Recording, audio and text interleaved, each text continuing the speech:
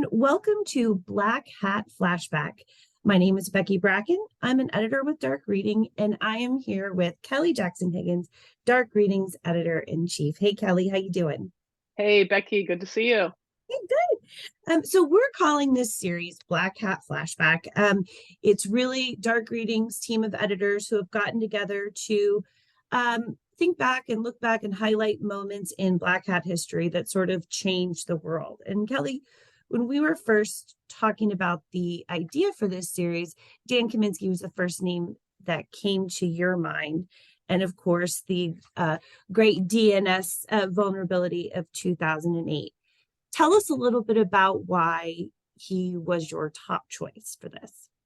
Oh gosh, it's hard to encapsulate all Dan has done in this industry, had done in this industry. He passed away tragically about a year and a half ago due to an illness. He was probably one of the most generous people in our industry, while at the same time being one of the biggest contributors. Like his goal was never just to break things and say, "Oh, look what I did." It was always, "What can we do better?" He was always about making security better for everyone, and not just like the whole world, not just the industry itself, but for his family, for his friends, for he was just a really generous person. So everything he did was with a solution. So when he came across the DNS caching vulnerability, he was actually playing around. This is classic Dan. He was playing around with something else when he found it. He was working on a way to, I think it was to more quickly work on like content management systems, like to make them more efficient. And he just stumbled on the vulnerability. So it was a pretty huge one, literally like a game changer. So just to put in context, the DNS is sort of like, in the simple terms, it's the phone book for the internet, right? It looks up the IP address to where it goes. It directs the traffic, in the traffic of the internet. So he found a vulnerability in the design, actually the design of the protocol, that would allow malcreants to basically redirect victims to a malicious website, and you wouldn't even know what's happening. It was really easy to pull off if someone were to have done it. So he sort of gave a preview to the industry July of 2008, I think it was, right before Black Hat, which was in August that year, and got 16 vendors, and we're talking like the AT&Ts of the world, everyone, on board with a patch. He came up with an idea for a patch. They each implemented the patch. He They tried to met keep in it top. some secret room at Microsoft, right? Is that what I Yeah, it read? was just crazy. Like he tried to keep it top secret, but the problem was someone actually reverse engineered the thing before he could give the details out. So then it was like, okay. So he did try to keep a lot of under wraps till everyone got it patched, but he wanted to get the word out so that companies would actually pay attention, because it didn't just affect, the internet infrastructure. It was also your email servers, your internal domain servers in your company. So there were a lot of parts, a lot of systems affected by this. So long story short, he got the word out. Then he did his presentation at Black Hat, and he also did it at DEF CON too. But he had given out most of the details before that, but he did talk about the breadth of it at Black Hat. But that And was he an came out in example. roller skates, right? Oh my gosh, yeah. So it was very serious, but fun. Dan always had fun. So one of the best stories about Dan is that almost all of his presentations he did at Black Hat, his grandma came, and she would bake cookies for everyone. Well, not everyone, but for a lot of people. She'd bake several dozen cookies. And at the end of the show, at the talk, bring him up to the front, and he would hand out grandma's homemade cookies, which was adorable. I got to meet her one year and have one of her cookies. It was amazing. But his family would come to his talks, which I thought he was just a very, family person in general. His family, she would say she didn't quite understand what he was talking about, but she knew it was really good.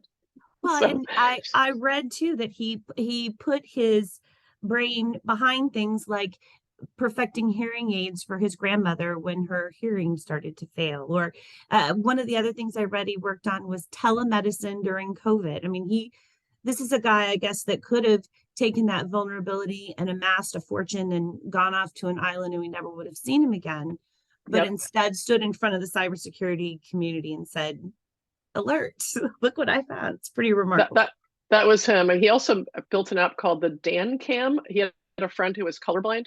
So he made an app for him for his phone. So when he went shopping or anywhere, he could hold it up and it would tell you what the actual color was, because he couldn't tell the difference. So that was widely used by a lot of people. It was free, a free app he developed himself just for a friend and shared it with everyone. But that was just the kind of person he was. And the other talk he did in 2016, I think it was his keynote at Black Hat, I think that was his one and only keynote. He did this thing called Black Ops, which was his talks that he did every year at Black Hat, his special. It was always something no one else had thought of. No one else had the brain to even like think of. It was a Dan perspective, but his perspective, what I appreciated so much is he understood the internet infrastructure as it was built back in the 70s, in the early days, was just not holding up to how it blew up right over the years and grew and grew and grew.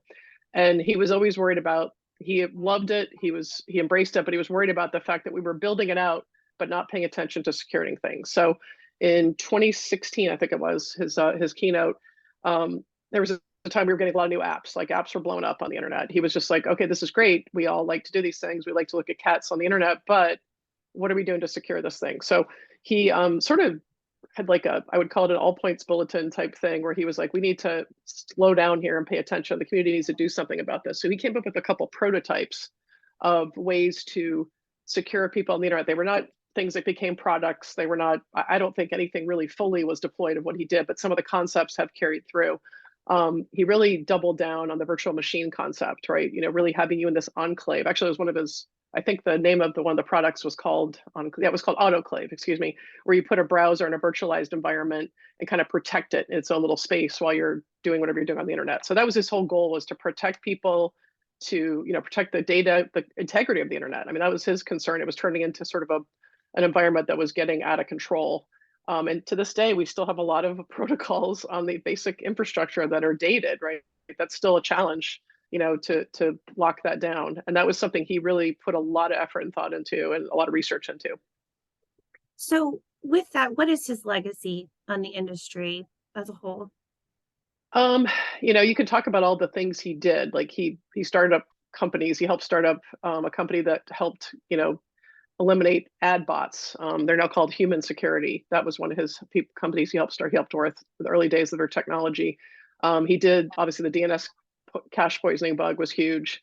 He did so much other research, but I would say Dan was the person, anybody in the industry who knew him, he always took time to talk to you and to share his knowledge. Like, I can't think of a time when Dan ever said to me, when I texted him on a story or called him, I don't have time for you, Kelly. He always say, oh, just a minute. And he always took time with you and always loved everything he was doing. He had so much passion for, and he was just so generous with his time and his knowledge. And that to me is just something that is a spirit of this industry that I think is he left behind, and we miss that a lot. I think all of his friends, people that knew him, that's one of the things that we all agreed on, that we were, how do you ever replace someone who is so literally generous to the industry? You know, he wasn't there to make money.